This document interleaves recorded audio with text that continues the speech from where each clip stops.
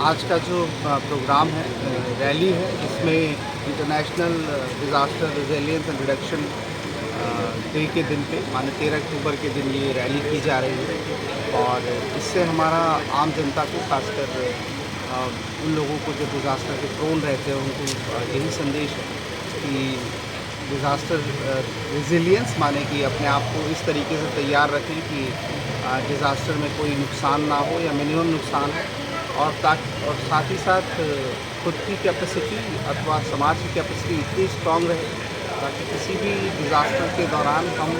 damages को reduce कर पाएँ और आपसी